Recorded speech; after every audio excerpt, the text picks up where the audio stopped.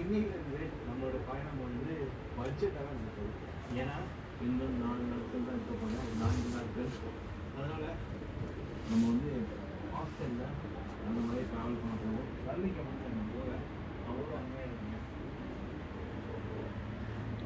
நான் சொன்னதே ரிப்பீட் பண்ணிட்டு பட் மழை நினைக்க விட பார்த்தீங்கன்னா இப்பெல்லாம் வந்து ஊர் இருக்கா அப்படின்னு சொல்லிட்டு அந்த மாதிரி நீங்கள் பார்க்கணும்.